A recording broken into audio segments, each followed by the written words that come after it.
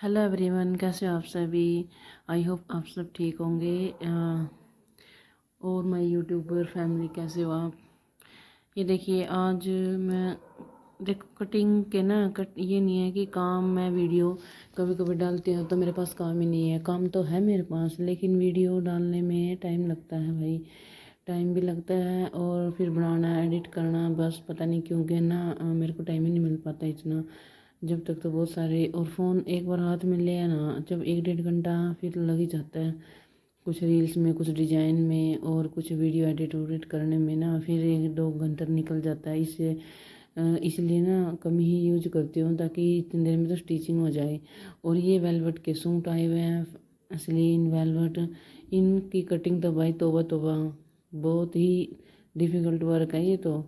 बड़ी मुश्किल होती है। चाहे हम डेस्क बोर्ड पे इसको कटिंग करें मेज वगैरह पे, चाहे इसको ऐसे करें, ये तो बड़ी परेशानी ही करता है। बस थोड़ा सा ना ध्यान से ही इसको कटिंग करनी पड़ती है। और ये फैब्रिक भी 3 मीटर होता है, 3 सवा 3 मीटर।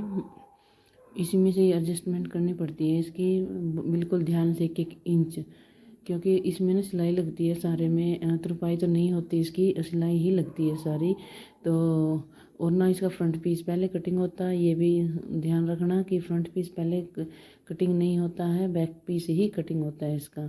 ठीक है। कभी सलवटें इधर आ जाती हैं, कभी सलवटें उधर आ जाती है, तौबा तौबा। ये देखो, बड़ा ही टाइम लगता है इन चीज़ों में।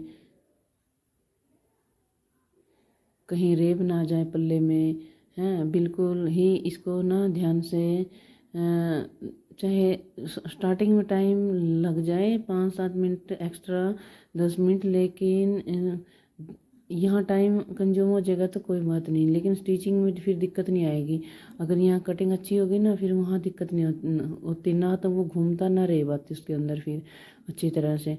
ठीक है। और जैसे फ्रंट का वर्क है ना, उस साइड से, मैं उसी साइड से ही बैक का पीस की कटिंग कर रही हूँ।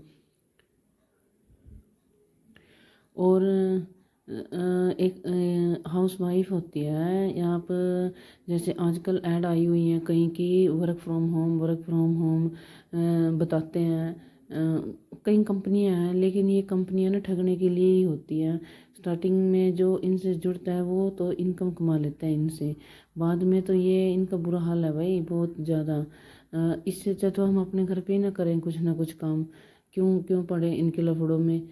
लेडीज घर पे रह के भी बहुत कुछ कर सकती है अपने लिए, लेकिन हाँ, कईयों के एक्सक्यूज होते हैं कि टाइम ही नहीं मिल पाता, घर का काम होता है, या हमारी तो आंखें ख़राब हो जाएंगी।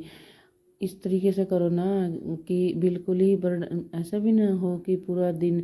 लेकिन हाउस वाइफ में हिम्मत, इतनी हिम्मत तो करनी ही पड़ेगी भाई। अगर अपने लिए जीना है ना, अपने लिए अर्निंग करनी है, हाथ ना फंसा रहे हम किसी के।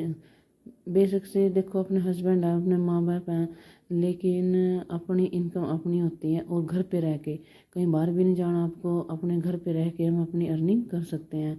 ज़्यादा ना, ज़्यादा तो मैं नहीं बोलूँगी कि आप इतने कमाओ, ये कमाओ, हैं, लेकिन हम अपना ना खुद का खर्चा हम इतनी आसानी से निकाल सकते हैं इसमें से, बहुत आसानी से। अगर ज़्यादा बर्डन है तो सलवार स्टिचिंग और तुरपाई करने के लिए और को दे दो। ठीक है। और शर्ट शर्ट करो रेडी। अगर नहीं है तो भाई फिर पूरा सूट ही कर लो, तुरपाई के लिए दे सकते हो आप। क्योंकि घर में ना बहुत सारे काम होते हैं, बच्चे भी संभालने होते हैं, लंच, तीनों टाइम का खाना भी बनाना होता है।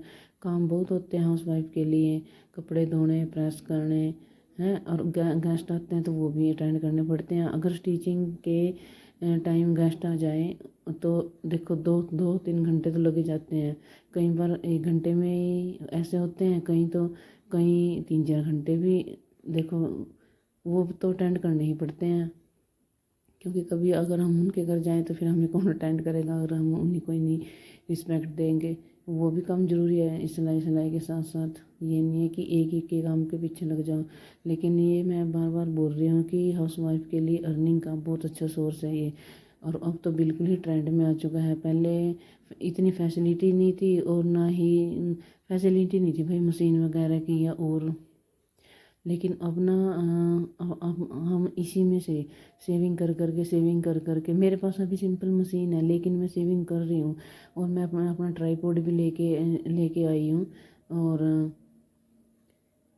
दे लेने को ये नहीं है कि मेरे पास या घर में मुझे कोई पैसे नहीं देगा, दे सकते हैं, लेकिन अपनी हिम्मत से ना, अपनी अर्निंग से वो खुशी अलग ही होती है जब हम अपनी कमाई करके और अपने लिए कुछ सामान लेके आए ना, वो कॉन्फिडेंस बड़ा ही अच्छा होता है।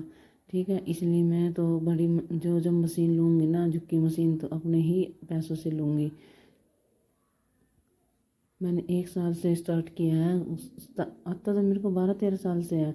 ये नहीं है कि स्टिचिंग नहीं नहीं आती, स्टिचिंग आती है, लेकिन मैंने अपना बुटीक 1 साल से ही स्टार्ट कर लिया है। कि जब अपने अंदर हुनर है ना, तो हमें उसको एक्सप्लेन करने में कोई डर नहीं है। मैं तो मानती नहीं इस बात को कि अगर हुनर है तो उसको एक्सप्लेन ना करो। और कहीं बाहर थोड़े ना जा रहे हैं, ना कुछ ऐसा कुछ गलत कर रहे हैं अपने घर में रह के अपना ही काम संभाल रहे हैं। अपना घर का काम भी करो, बच्चे भी देखो, बुजुर्गों को भी देखो, और अपनी सिलाई भी करो। ठीक है, बीच बीच में कोई सूट लेने आ जाती हैं, उनको भी अटेंड करना पड़ता है जब उनकी कोई ड्रेस तैयार हो जाती है। ठीक है, और हमेशा ना अपने आसपास आसपास क्या, जब हम स्टिच करते हैं तो अपनी जो ड्रेसेज होती हैं वो 1-2 रख लेनी चाहिए, या एक ड्रेस तो पक्की ही रख लेनी चाहिए। क्यों रख लेनी चाहिए? क्योंकि जैसे कस्टमर आता है कोई, ठीक है, और उसकी निगाह पड़ जाती है कि आप ये भी सिलते हो, हैं, प्लाजो में डिजाइन, शरारा वगैरह, लेस का वर्क, और गुम लेस लगाना, ठीक है, प्लाजो पैंट, कुछ भी, ये दुपट्टे पे लेस लगाना। तो बिल्कुल ये नहीं है कि समेट के अंदर रख दे, जब गाहक आएगा तो भी देंगे। एक दो ना थोड़ा अपने आसपास रखा करो जहाँ पे आप सिलते हो डेमो के लिए। डेमो क्या है, जब कस्टमर आए तो उसकी निगाह तो पड़े कि हाँ ये भी काम करते हैं, उनको फिनिशिंग दिखे। ठीक है, बड़े ध्यान से। फिनिशिंग कब आती है अपने काम में? जब हम कटिंग ही अच्छी तरह कर लेते हैं। जितनी अच्छी कटिंग होएगी ना, फिनिशिंग अपने आप ही आएंगे, मार्किंग वगैरह। क्योंकि फिर ना बार बार उधेड़ना, चेस्ट पे से टाइट हो गया, हिप, ये कंधे तो नहीं उतरेंगे। खैर ये तो मैं नहीं बोल रही कि आप मेरी कटिंग देख सकते हो मैं कैसे कर रही हूँ। ठीक है, और हम एक और बात बताता हूँ कि जैसे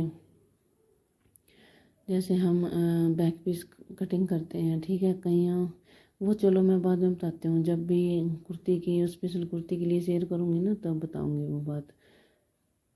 अभी आप वेलवेट के सूट को देख सकते हो, मैंने 2 की कटिंग की है। एक वो सामने रखा है गोल्डन से कलर का, और अभी ये, और मेरी मशीन में थोड़ी सी प्रॉब्लम हो गई थी, इसलिए मेरी 2 दिन से ना स्टिचिंग नहीं हो रही, रिपेयर करने के लिए गई हुई है।